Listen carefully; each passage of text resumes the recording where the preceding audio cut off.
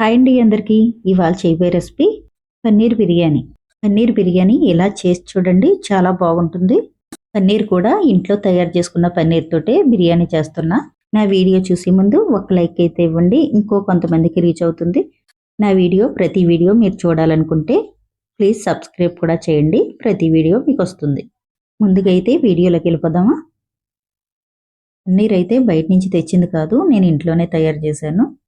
పన్నీర్ ముక్కల్లో కొద్దిగా సాల్ట్ వేసుకోండి, కొద్దిగా కారం, కొద్దిగా ఆయిల్ వేసుకోండి. ఒక స్పూన్ ఆయిల్ వేసుకుంటే సరిపోతుంది. మొత్తం ఆయిల్ కారం అన్నీ పట్టేటట్టు ఒకసారి కలుపుకోండి. మొత్తానికి పన్నీర్ ముక్కలకి పట్టించేసాం కదా. ఇప్పుడు స్టవ్ ఆన్ చేసుకోండి. చేసుకుని కొద్దిగా ఆయిల్ వేసుకోండి. ఆయిల్ కాగాక ఇప్పుడు పన్నీర్ ముక్కలు అందులో వేసుకోండి. పన్నీర్ ముక్కలు బాగా ఫ్రై అవనివ్వండి. ఇలా తిప్పుకుంటూ 4 పక్కలను ఫ్రై చేసుకోవాలి. ఇలా స్పూన్ తోటి తిప్పుకుంటూ 4 పక్కలను బాగా ఫ్రై అవనివ్వాలి. పన్నీర్ ముక్కలు ఇలా ఫ్రై చేసుకుని వేసుకుంటే బిర్యానీలో చాలా రుచిగా ఉంటాయి. అందుకు బాగా ఫ్రై చేసుకుని వేసుకోండి. అన్ని ముక్కలు ఫ్రై అయిపోయినాయి కదా. ఇప్పుడు ప్లేట్లోకి తీసేసుకోండి. అదే కడాయిలో ఇంకో కొద్దిగా ఆయిల్ వేసుకోండి. ఆయిల్ కాగాక బిర్యానీ సరుకులు వేసుకోండి. పలావాకు, మరాఠీ మొగ్గ, జాపత్రి, అనాస పువ్వు, చెక్క, లవంగాలు, యాలక్కాయలు అన్నీ వేసుకుని కాసేపు ఫ్రై చేసుకోండి. కాసేపు ఫ్రై చేసుకున్నాక ఇప్పుడు జీడిపప్పు వేసుకోండి. జీడిపప్పు కూడా కాసేపు ఫ్రై చేసుకోండి.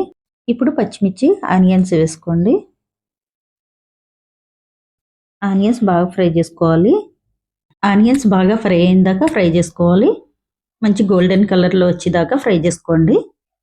ఒక స్పూన్ అల్లం వెల్లుల్లి పేస్ట్ వేసుకోండి. వేసుకుని బాగా ఫ్రై చేసుకోండి.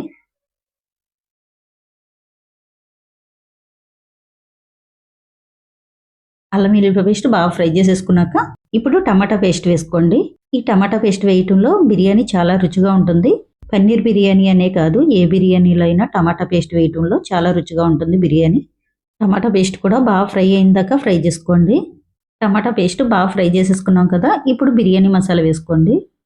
కొద్దిగా బిర్యానీ మసాలా, ఒక స్పూన్ కారం వేసుకోండి. మళ్ళీ ఒకసారి ఫ్రై చేసుకోండి.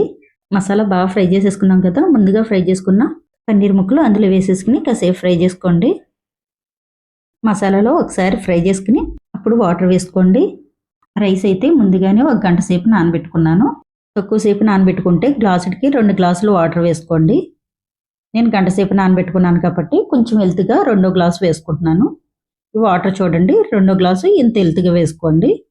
వాటర్ వేసేసుకున్నాక తగినంత సాల్ట్ వేసుకోండి. తగినంత సాల్ట్ వేసేసుకున్నాక ఇప్పుడు కొత్తిమీర వేసుకోండి. 2 స్పూన్ల వరకు నెయ్యి కూడా వేసుకోండి. నెయ్యి వేయటంలో బిర్యానీ మరింత రుచిగా ఉంటుంది. వాటర్ మరిగేటప్పుడు ఒకసారి గట్టితోటి కలుపుకుని ఉప్పు అయితే చూసుకోండి. ఉప్పు చూసుకుని ఉప్పు అయితే సరిపోతే మళ్ళీ ఉప్పు వేసుకోండి. వాటర్ అయితే కొంచెం ఉప్పుగానే చూసుకోవాలి. బిర్యానీ ఉడికాక మనకు కరెక్ట్గా ఉప్పు సరిపోతుంది. అలా చూసుకుంటే నానబెట్టుకున్న బియ్యంలో వాటర్ అంతా రిమూవ్ చేసి ఈ బియ్యం మరిగి వాటర్లో వేసేసుకోండి. ఒకసారి గట్టితోటి కలుపుకోండి. ఇప్పుడు పుదీనా కూడా వేసేసుకోండి. పుదీనా వేసేసుకున్నాం కదా. ఒకసారి కలిపేసుకుని మూత పెట్టేసుకుని సిమ్లో పెట్టి ఉడకనివ్వండి. ఈ బిర్యానీ ఉడకడానికి ఒక అరగంట అయినా పడుతుంది మనకి టైం. అబ్బా ఏం రుచిరా బాబు అని అనిపించేలా ఉంటుంది ఈ బిర్యానీ. అంత రుచిగా ఉంటుంది. ఒకసారి నేను చేసినట్టు చేసి చూడండి, చాలా బాగుంటుంది. నోరూరించే పన్నీర్ బిర్యానీ అయితే మనకు రెడీ అయిపోయింది. మీకు ఎవరికైనా నచ్చిందా? నచ్చితే ఇంకెందుకు లేటు, ఒకసారి ట్రై చేసి ఎలా ఉందో కామెంట్ బాక్స్లో కామెంట్ అయితే పెట్టండి.